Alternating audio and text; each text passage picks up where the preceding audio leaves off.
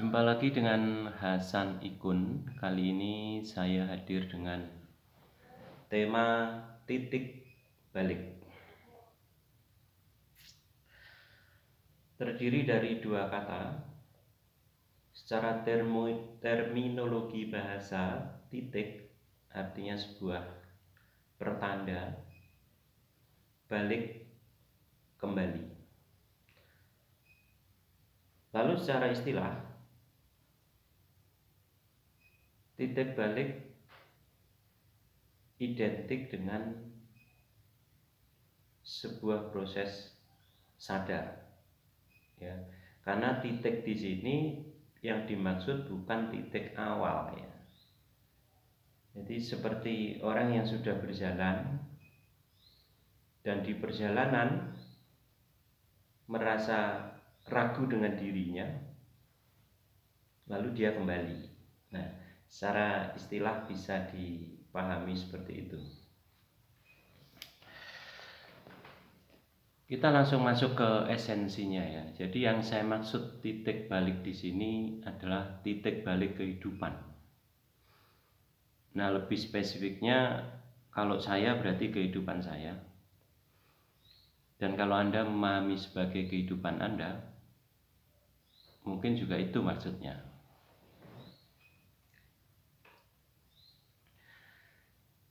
Titik balik di sini biasanya orang melakukan proses titik dan akhirnya kembali. Itu bagi sebagian orang bisa diawali dari rasa-rasa yang tidak nyaman. Mungkin satu kejadian yang membuat dirinya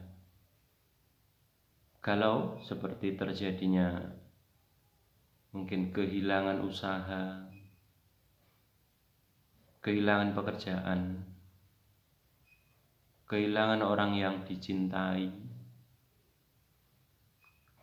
kehilangan harta yang berharga, atau kehilangan sesuatu yang sangat penting.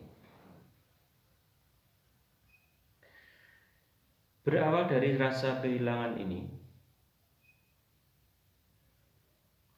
biasanya seseorang akan terjadi rasa marah, rasa benci kepada semesta, rasa kecewa, rasa sedih yang mendalam, yang menguras energinya.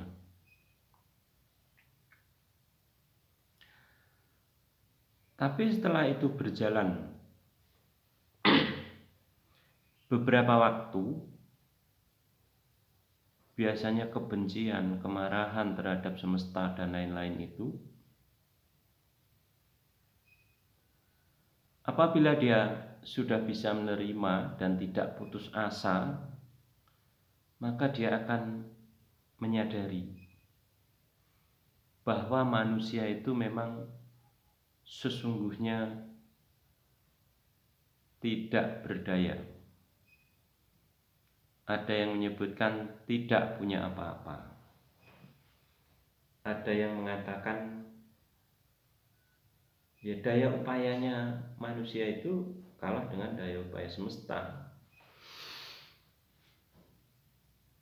Sehingga tidak pantas untuk kita sombong, tidak pantas merasa pintar, merasa kaya, merasa sehat, merasa kuat.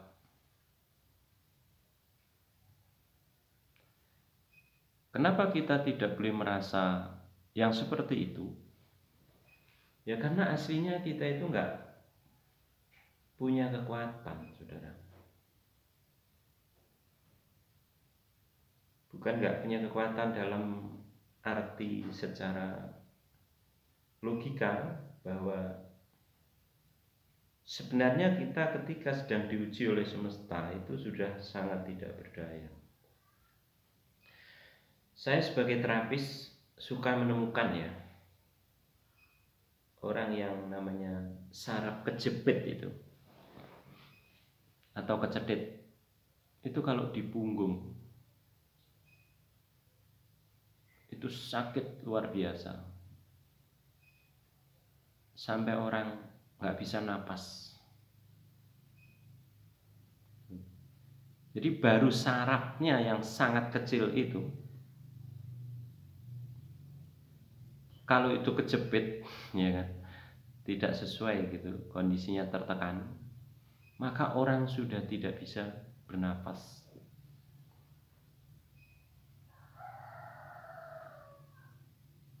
Sekecil itu saja dampaknya luar biasa terhadap kekuatan manusia. Ya maka kita harus sadar ya, tidak harus tinggi hati.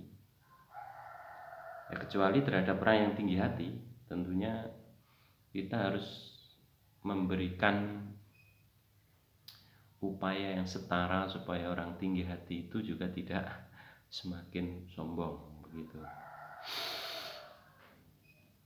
Kembali kepada esensi titik balik. Biasanya orang ketika dalam perjalanan progres kehidupan nyata ini ada hal yang tidak sesuai, apalagi kita menyebut sebagai ujian karena kehilangan yang saya sebutkan tadi, termasuk kehilangan orang terdekat yang sangat kita cintai, maka di situ kembali sadar bahwa sesungguhnya saya itu sungguh tidak berdaya.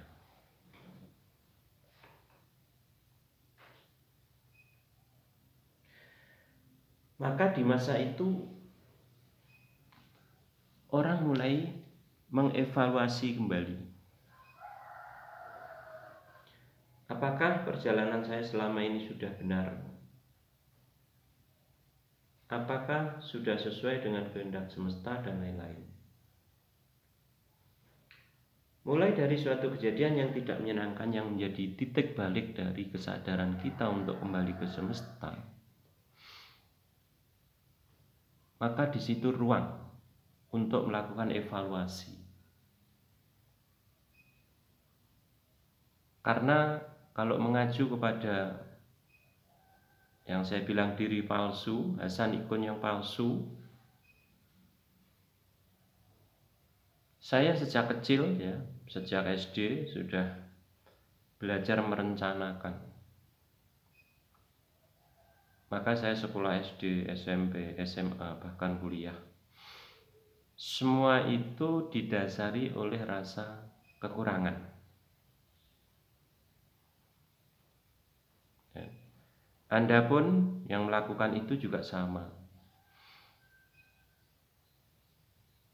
Sekolah biar pinter, kalau sudah pinter nanti dapat kerja bagus.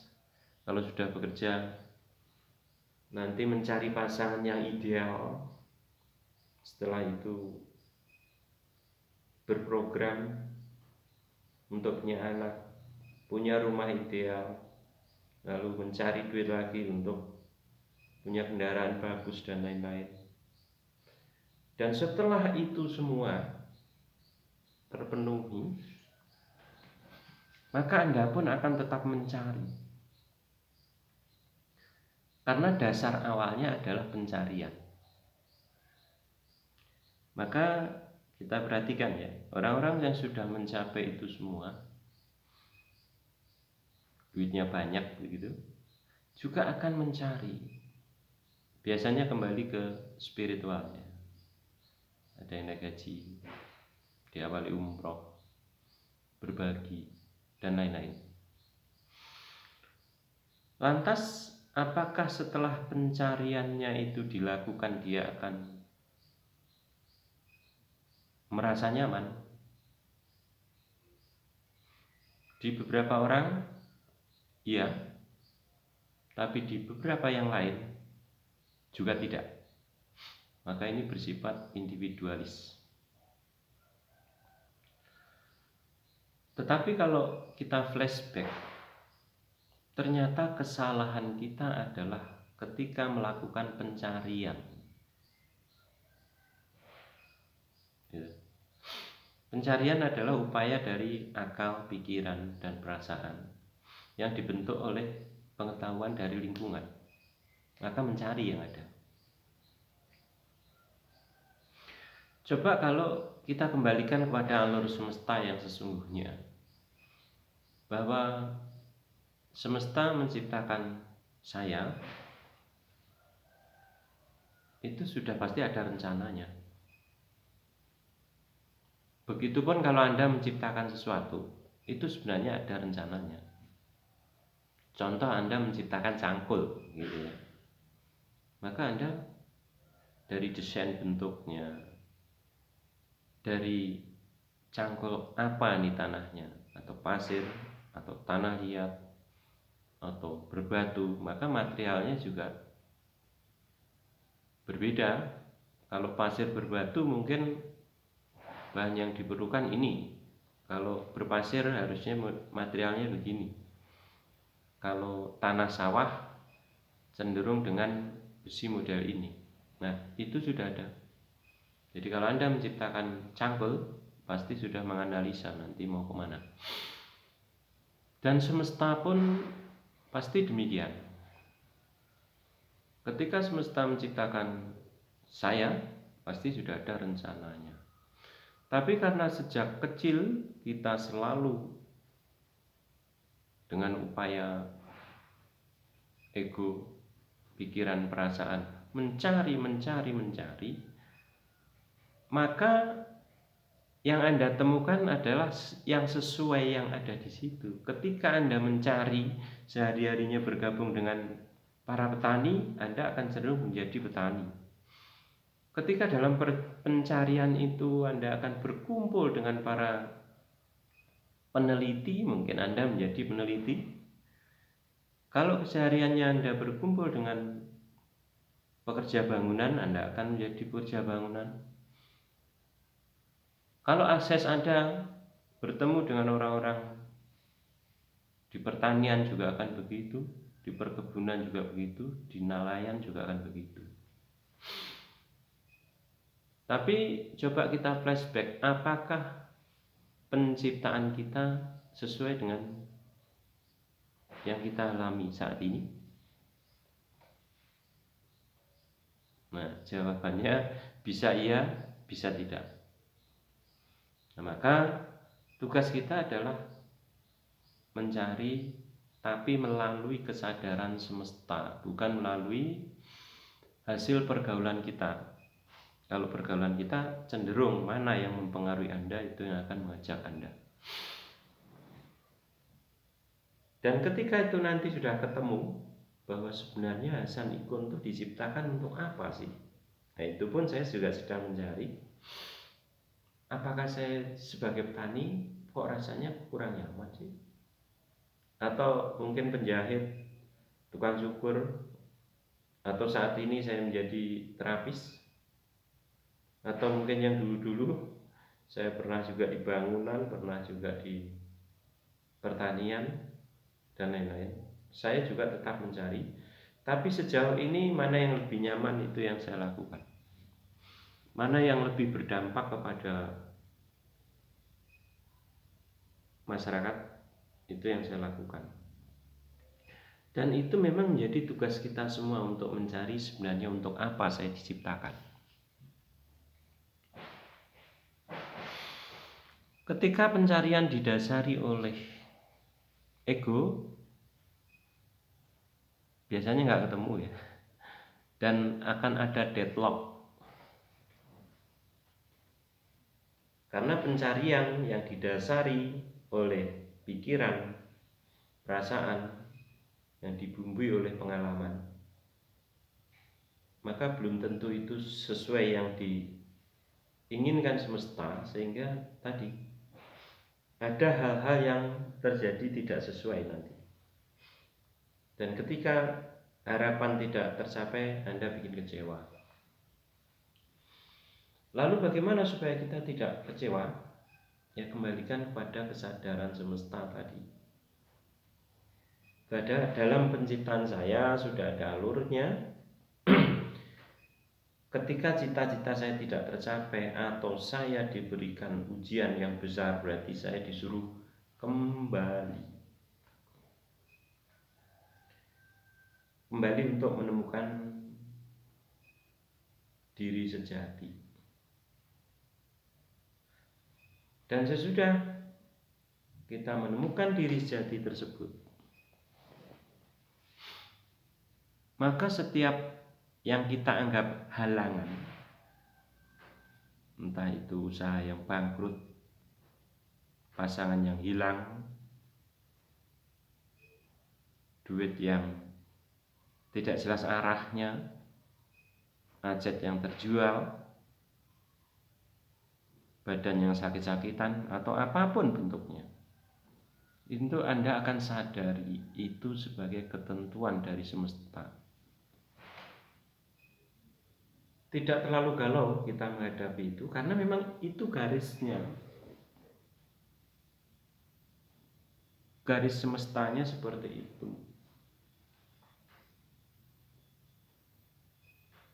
Bahwa kejadiannya tidak sesuai yang kita inginkan, ya, karena menganggap kita adalah ini, Hasan ikon palsu yang penuh ego, ambisi, dan emosi. Tapi kalau kita tinjau dari kesadaran semesta atau diri asli, sebenarnya semua itu biasa saja.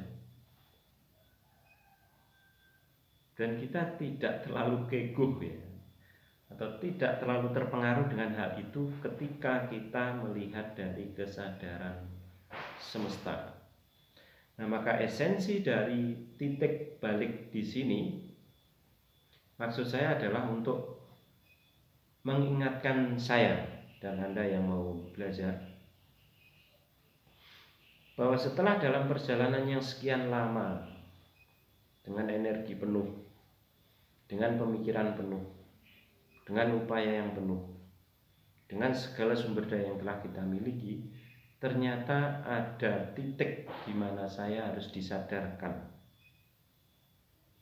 Mungkin Anda disadarkan bahwa Anda memperjuangkan anak, ternyata anaknya diambil Tuhan, bisa jadi.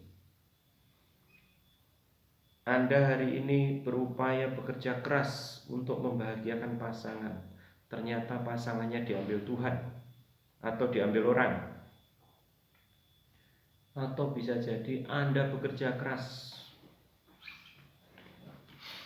untuk bisa beli tanah, tapi tanahnya dihabisin mantan mungkin. Atau Anda, ya banyak hal ya. Jadi di sini Anda klarifikasi sendiri, dievaluasi apa yang telah Anda upayakan dan ternyata tidak sesuai ekspektasi. Maka di situ setiap pribadi akan sadar ternyata agenda saya, rencana saya, upaya saya itu kalah dengan upaya semesta, dengan kehendak semesta. Maka mulai saat ini saya menyampaikan kepada diri saya dan Anda yang mau mengevaluasi, mari kita kembalikan ke kesadaran semesta. Ikuti detik pikiran atau intuisi yang diberikan oleh semesta. Saya mau melakukan apa? Tidak terlalu banyak effort, tidak usah terlalu banyak perencanaan, tidak usah terlalu banyak pikiran-pikiran yang menyebabkan Anda merencanakan, dan itu sebenarnya rencana dari sikap khawatir Anda terhadap kehidupan ke depan.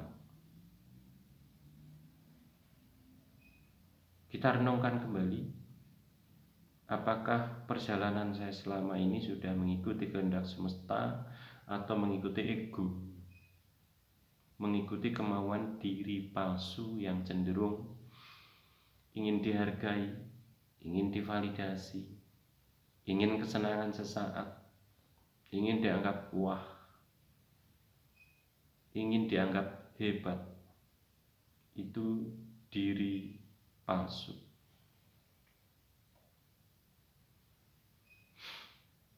Maka dengan mengembalikan kepada